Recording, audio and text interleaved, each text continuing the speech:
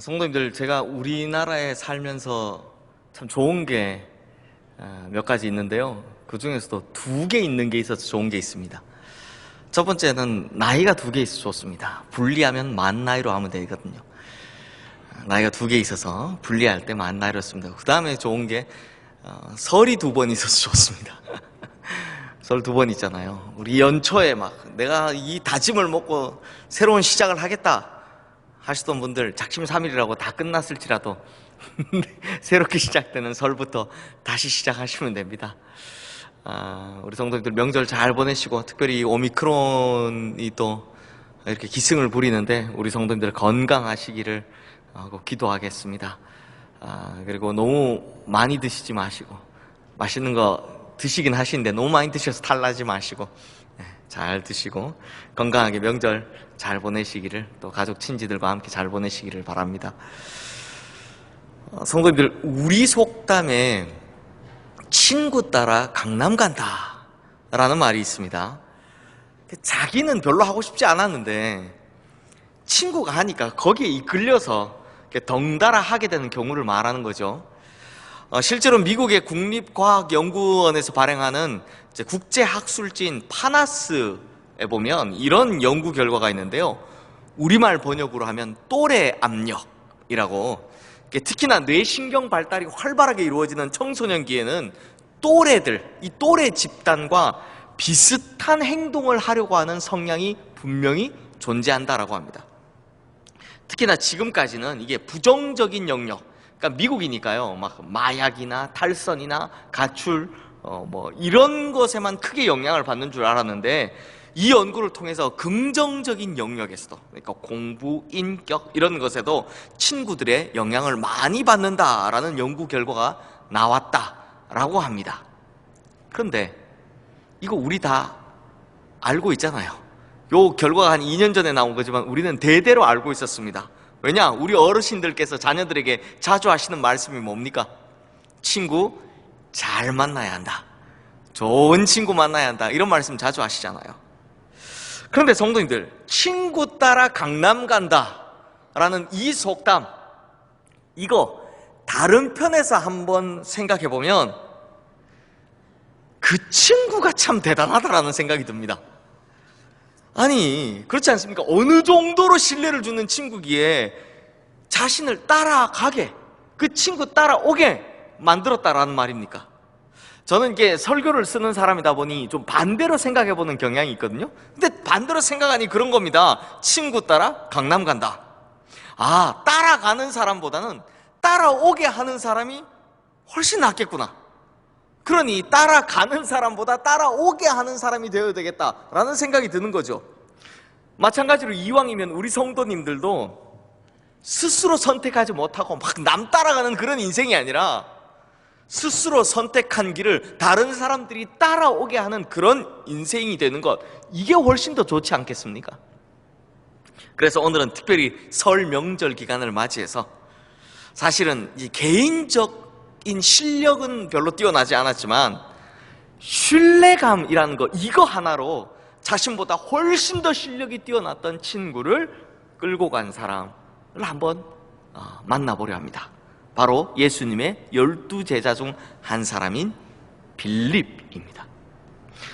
성도님들, 성경 전체에서 이 사도행전에 나오는 빌립 집사 말고, 이름 똑같은 이 집사님 말고 예수님의 제자인 빌립은요, 공간복음에서는, 그러니까 마태, 마가, 누가복음에서는 그냥 예수님 제자 명단에 이름만 올라와 있습니다.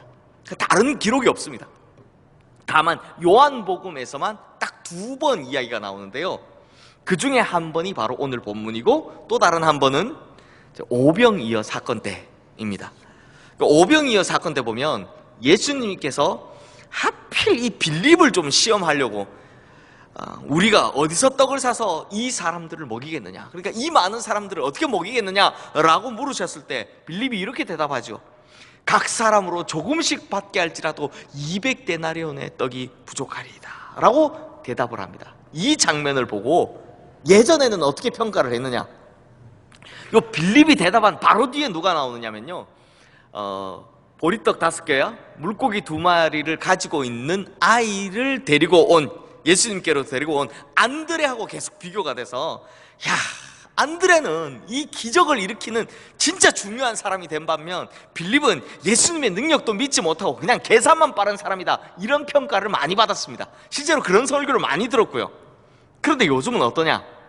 빌립이 계산이 빠르고 약삭 빠른 그런 사람이 아니라 굉장히 순진한 사람, 예수님이 물으시니 그냥 눈에 보이는 대로 대답한 되게 순진한 사람이라는 평이 대세입니다. 왜냐하면 또 한 번 빌립의 이야기가 등장하는 바로 오늘 본문의 이야기 때문입니다. 오늘 본문에 등장하는 빌립을 보니까요, 이 빌립은요 머리가 굉장히 좋거나 약삭 빠른 사람이 아니더라라는 겁니다. 절대 아니더라라는 겁니다. 우리 성도님들 혹시 말싸움 잘하시는 비법 아십니까? 말싸움 잘하는 비법. 자, 이 말싸움 하라고 권장하는 거 아닙니다. 말싸움 절대 하지 마세요. 말싸움 같은 거 하지 않으시는 게 좋습니다. 그냥 하지 않으시는 게 좋습니다가 아니라 하지 않으셔야 합니다. 근데 제가 어쩔 수 없이 설교를 위해서 이 예를 드는 거니까 그냥 우리 목사님이 말싸움 잘하는 비법 가르쳐줬다, 써먹자 이러지 마시고 그냥 이 이야기를 한번 잘 들어주시면 감사하겠습니다. 그러면 말싸움 잘하는 비법이 뭐냐? 절대로요 먼저 패를 보여주면 안 됩니다. 자, 성도님들, 영화나 드라마 보면 도박하는 장면 나오죠. 이 도박할 때 패를 먼저 보이는 사람이 이깁니까 집니까? 항상 집니다. 패를 먼저 보여주는 사람 단 한 번도 이기는 걸 본 적이 없습니다. 그렇죠? 말싸움도 비슷합니다. 자기는 성질이 막 나니까 그냥 할 말을 다다다다다다다다 다 쏟아버렸는데 그 다음에 상대가 그걸 가지고 조목조목 반박을 하면 자기는 이미 할 말 다 해버렸기 때문에 더 이상 반박할 말이 없는 겁니다. 그래서 꾀가 좋은 사람들 보면 어떻게 합니까? 가만히 듣고 있습니다. 우선은 다 듣는 겁니다. 듣고만 있는 겁니다. 그러면서 머릿속에서는 하나하나 이 반박할 것을 생각해 놓는 거죠. 그리고 나서 너 할 말 다 했어? 그럼 이제 내 차례 하면서 하나하나 그 말한 걸 조목조목 반박하면 성질이 나서 그냥 막 확 다 쏟아부은 사람은 더 이상 할 말이 없는 겁니다. 그러니 패를 먼저 보여주는 이런 사람, 말싸움을 잘 할 수 없는 거죠. 그런데 오늘 본문에서 이 빌립과 나다나엘이 대화하는 장면을 보면 빌립은요 영락없이 말싸움 잘 못하는 사람입니다.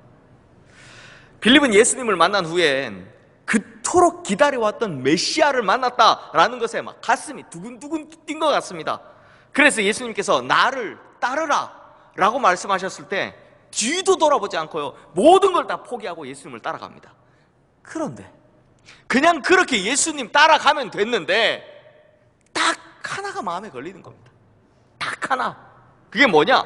바로 자신의 친구였던 나다나엘이 몹시도 자기 마음에 걸리는 겁니다. 그래서 빌립이 나다나엘을 찾아갑니다. 이렇게 보면 빌립이 막 계산만 빠르고 약삭 빠른 사람입니까? 아니죠. 참 착하고 의리 있는 사람 같습니다. 자기 혼자만 가도 될 텐데 예수님 따라가자고 이 나다나엘이 눈에 밟히는 겁니다. 그런데 문제는 나다나엘이 너무나 센 강적이라는 겁니다. 논리적이고 합리적인 사람이라서 이 말싸움을 하면 이길 수가 없는 존재입니다. 한번 보십시오. 먼저 오늘 본문 45절 말씀 우리 함께 읽겠습니다. 빌립이 나다나엘을 찾아 이르되 모세가 율법에 기록하였고 여러 선지자가 기록한 그 일을 우리가 만났으니 요셉의 아들 나사렛 예수니라. 사실 빌립이 한 이 말을 보고 있으면 빌립이요 나다나엘을 예수님께로 인도하기 위해서 상당히 많은 준비를 하지 않았나 이런 생각이 듭니다. 구약의 모세오경에서는 메시아에 대해서 어떻게 예언을 하고 있는지, 또 여러 선지자들의 글에서는 메시아에 대해서 무엇이라고 말씀하고 있는지 이 나름대로 잘 정리를 해서 간 겁니다. 그런데 문제는 빌립에 비해서 나다나엘이 너무나 똑똑하고 게다가 말싸움에서도 한 수 위인 겁니다. 그래서 빌립이 하는 말에서 틀린 걸 바로 찾아냅니다. 빌립이 나사렛에서 예수를 만났다라고 하자 그 말이 성경과는 거리가 멀다는 걸 나다나엘이 바로 알아채는 거죠. 그래서 뭐라고 합니까? 나사렛에서 무슨 선한 것이 날 수 있느냐라고 합니다. 좀 쉽게 풀면 이런 말입니다. 야 빌립, 네가 뭐 모세의 율법이다, 선지자들의 글이다 하면서 거창하게 들고 나오는데 좀 제대로 알고 말해라. 성경 어디에서 나사렛에서 메시아가 난다고 하느냐, 이렇게 반문을 한 거죠. 실제로 미가서 5장 2절 말씀에 보면 메시아가 어디서 나온다고 합니까? 베들레헴입니다. 메시아는 무조건 베들레헴에서 태어난다는 것, 이거 이미 성경에 똑똑히 기록되어 있기 때문입니다. 그러니 지금 빌립이요, 어설프게 덤볐다가 막 자기가 아는 거 다 해서 덤볐다가 어떻게 됐다고요? 한 방 제대로 맞은 꼴이 된 거죠. 그러다 보니 빌립이 나다나엘의 이 대답에 완전히 기가 꺾입니다. 말문이 막혀버린 것 같습니다. 그래서 이 두 사람 사이에 메시아에 대한 대화는요, 더 이상 성경에 기록되어 있지 않습니다. 딱 여기가 끝입니다. 사실상 빌립이 더 이상 반박할 말이 없었던 거죠. 너무 정답을 이야기하니까. 그러니 말싸움에서는 누가 이겼습니까? 나다나엘이 완승을 거둔 겁니다. 그런데 성도님들, 여기서 우리가 빌립에게서 배워야 할 것이 하나 나옵니다. 빌립이 난 말로는 쟤 못 이기겠다 라는 걸 깨닫고 나서 어떻게 하느냐, 그냥 예수님한테 배운 방법 그대로 씁니다. 뭐라고 합니까? 와서 보라, 와서 보라. 자기한테 하셨던 말씀 그대로 하는 겁니다. 야, 내가 말로는 너 못 이기겠다, 안 되겠다, 너 그냥 네가 와서 직접 봐라, 이렇게 이야기를 하는 거죠. 사랑하는 성도님들, 제가 우리 교회 부임한 이래로 전도에 관한 설교를 거의 한 적도 없고요, 진짜 단 한 번도 전도해오라고 막 강요한 적도 없습니다. 오히려 설교 내용들이 거의 다 우리가 변화되어야 할 삶, 예수 믿고 구원받은 자의 삶, 이런 실천적인 것들에 관한 설교를 많이 했습니다. 근데 그 이유가 바로 오늘 본문에 있습니다. 특히 명절이니까요, 이 명절에 가족 친지들 다 모인 자리에서 전도한다고 하면서 예수 안 믿는 분과 괜한 설전 말싸움 하지 마시고요, 딱 이렇게만 하시라 라고 이 비법을 가르쳐 드리기 위해서 이 명절에 이 설교를 하는 겁니다. 혹시 우리 성도님들 중에서 중매쟁이 만나보신 적 있으십니까? 아마 예전에 어르신들 결혼하신 분들은 거의 뭐 만나 뵈신 분들도 꽤 많으실 것 같아요. 제가 결혼을 늦게 했잖아요. 그러다 보니 그 길고 길었던 노총각 시절 교회 안에서 중매점 잘하신다 하시는 분들 많이 만나봤는데요, 보통 노총각 노처녀일수록 눈이 높습니까, 낮습니까? 눈이 높아집니다. 한도 끝도 없이 높아집니다. 제가 그때 들었던 별명이 눈이 머리 위에 붙었냐, 뭐 이런 별명을 들었습니다. 저도 마찬가지였고요. 그러니 누구 소개시켜준다라고 하면 물어볼 게 많습니다. 어느 교회 다니는지, 혹은 뭐 부모님은 교회 잘 다니시는지, 뭐 하시는 분들인지, 이 자매의 성품이 어떤지, 착한지, 이 자매의 직업은 또 뭔지 이렇게 물어봅니다. 그리고 가장 중요한 것 있죠, 뭡니까? 예쁜지 예쁘냐, 이거 물어봐야 됩니다. 이런 것들을 막 꼬치꼬치 캐묻습니다.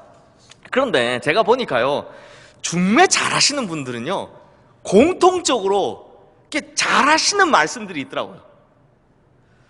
그게 뭐냐면, 목사님 만나보면 알 텐데 뭘 그리 따지십니까? 이거였습니다. 만나보면 안다, 만나보고 말해라, 이거였습니다. 제 입장에서는 막 만나보기 전에 뭐 여러 조건들을 맞춰보려고 막 이것저것 막 궁금해하고 막 이러는데, 중매 잘하시는 분들은 경험상 이야기하는 것이죠. 뭡니까? 그런 거 다 소용없다라는 겁니다. 그런 거 다 필요 없고 둘이 만나서 눈만 딱 맞으면 그런 거 다 해결된다라는 겁니다. 그렇죠. 그냥 당사자들을 만나서 눈 맞으면 끝이다, 이렇게 말씀하시는 겁니다. 그런데 맞는 말이죠. 이게 맞는 말입니다. 근데 성도님들, 전도도 마찬가지입니다. 한번 보십시오. 분명히 성경 실력 그리고 논리 싸움에서는 누가 이겼습니까? 나다나엘이 빌립을 이겼습니다. 그것도 완전 압도했습니다. 완승을 거뒀죠. 빌립의 말문이 막혀버렸습니다. 그래서 고작 한 말이 뭐냐? 와서 보라. 야, 네가 와서 직접 봐라. 난 못 이기겠다. 이거였습니다. 그렇다면 상식적으로 생각하기에, 상식적으로 우리가 나다나엘이었으면 굳이 찾아가서 보겠습니까? 아, 무슨 말도 안 되는 소리를 하냐, 틀린 이야기 하고 있어 라고 하면서 안 가죠. 이게 맞습니다. 그런데 이후에 보면 나다나엘이 빌립을 따라서 예수님을 만나러 오는 장면이 등장합니다. 아니, 대체 어떻게 나다나엘이 빌립을 따라서 예수님을 만나러 왔을까요? 이게 말이 안 되잖아요. 분명히 나다나엘이 이겼는데, 그것도 나다나엘이 성경적으로도 정확히 맞춰서 이겼는데 사실 올 이유가 없잖아요. 그런데 지금 나다나엘이 빌립을 따라 예수님을 만나러 왔다라는 겁니다. 이 모습을 보면 최종적으로 누가 이겼습니까? 빌립이 이겼습니다. 빌립의 완승입니다. 어떻게 해요? 어떻게 이럴 수 있을까요? 어떻게 이렇게 될 수 있었을까요? 이게요, 오늘 본문에는 확실한 이유가 나오진 않지만 우리가 그 이유를 충분히 알 수 있습니다. 성도님들, 빌립이 어떻게 이겼을까요? 그 이유는요, 나다나엘에게 빌립이, 그리고 빌립이 나다나엘에게 진짜 친구였기 때문입니다. 그게 무슨 말이냐? 비록 빌립이 말은 좀 어눌했어도 평소에 빌립에 대해서 잘 알고 있던 이 나다나엘은요, 지금 진실되게 부탁하고 있는 이 빌립을 따라 나서지 않을 수 없었다는 겁니다. 이 친구가 평소에 얼마나 진실한지에 대해서 나다나엘이 잘 알고 있었기 때문에 이 말이 허투루 하는 말이 아니라는 걸 나다나엘이 알 수 있었다는 겁니다. 그의 간절한 눈빛, 그의 표정, 그의 진지한 말 속에서 야, 이 친구 지금 확실히 뭔가 다르다라는 걸 느끼는 거죠. 즉, 빌립의 진실성에 나다나엘이 진 겁니다. 빌립의 진실한 모습에 나다나엘이 두 손 든 겁니다. 그렇다면 성도님들, 이 진실성이 어떻게 먹혀 들어갔을까요? 바로 평소 모습 때문입니다. 평소에 이 사람이 진실했기 때문에 이 말도 믿어지는 거예요. 평소에 보여준 빌립의 모습이 나다나엘에게 신뢰를 받을 만했기 때문에 지금 나다나엘은 자기 상식으로는 말도 안 되는 상황 속에서도 무조건 빌립을 믿고 따라 나선 겁니다. 우리는 여기서요, 21세기 들어와서 그토록 강조하고 있는 전도 방법을 빌립을 통해 배울 수 있습니다. 그게 뭐다? 바로 관계 전도라는 겁니다. 성도님들, 전도는요, 지식만 가지고 하는 게 아닙니다. 전도는 말 잘한다고 해서 되는 것도 아닙니다. 전도는 성경을 많이 안다고 해서 잘하는 것도 아닙니다. 빌립처럼 이런 것들 하나같이 다 모자라도 전도하는 데는 하나도 문제되지 않습니다. 왜냐하면 전도는 내가 먼저 예수 그리스도를 만난 후 변화된 인격과 삶을 보여주어서 상대방에게 인간적인 신뢰를 얻는 것, 이게 먼저이기 때문입니다. 그리고 이게 가장 좋은 방법이기 때문입니다. 즉, 내가 예수의 얼굴이 되는 겁니다.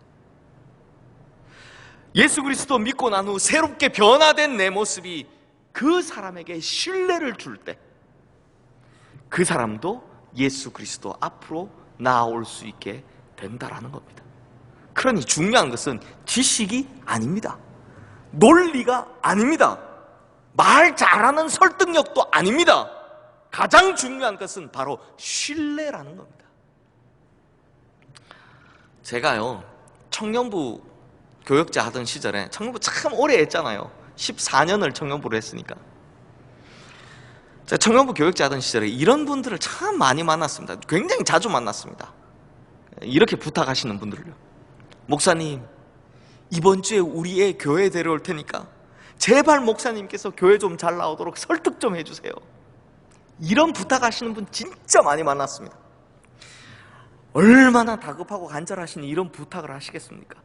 많은 일면식도 없이 그냥 처음 보는 청년을, 그것도 교회에 대해서나 목사에 대해서 엄청나게 부정적으로 생각하는 그 청년을 제가 한 번 만난다고, 그 논리와 말싸움에서 이긴다고 해서 그 청년 절대로 교회 나오지 않습니다. 왜냐하면 그 청년과 저 사이에는 뭐가 없다? 그 어떤 신뢰관계도 형성되어 있지 않기 때문입니다. 그래서요, 그런 청년을 저한테 보내주시면 저 뭐 하는지 아십니까? 그냥 놔둡니다. 그냥 놔둡니다. 가끔 밥 사주고 같이 놀아주고 이게 다입니다. 그러니까 축구할 때 야 축구 가자, 축구 가서 불러다 같이 축구하러 가고, 농구하러 갈 때 너 농구 좋아하냐? 같이 가자 이래서 농구하러 갑니다. 그리고 끝나면 밥 먹고 가. 그러니까 밥 사줍니다. 뭐 거창하게 신방이다 뭐다 이런 게 아니고요, 그냥 그렇게 합니다. 그냥 놔둡니다.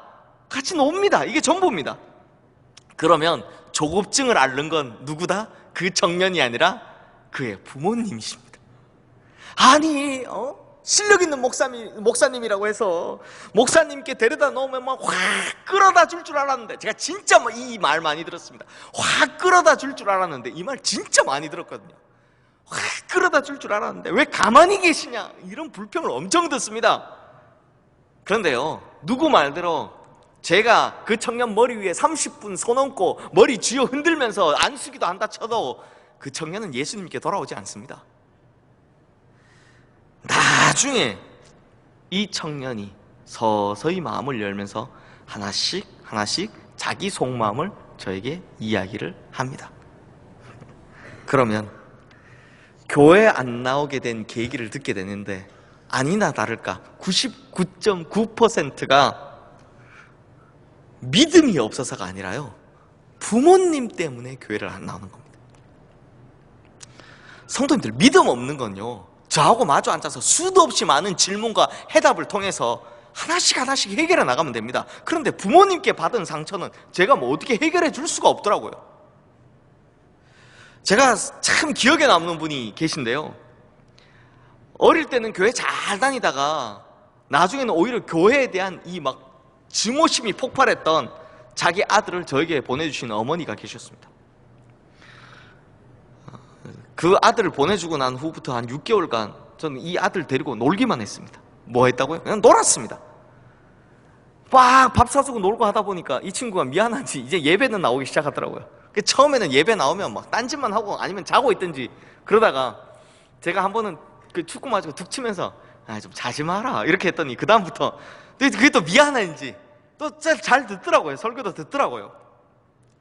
그러다 보니 서서히 이제 예수님에 대해서 관심을 가지기 시작했고, 나중에 궁금하다라는 표현을 하기 시작했습니다. 그래서 저와 함께 성경 공부를 시작했습니다. 그게 한 1년 6개월째였어요. 그러고 나서 이 친구가 드디어 마음을 열기 시작하는데, 성경 공부한 지 몇 개월 뒤에 어떻게 됐느냐, 이 친구가 집에다가 내가 이제부터 예수를 제대로 믿겠노라 라고 선포를 한 겁니다.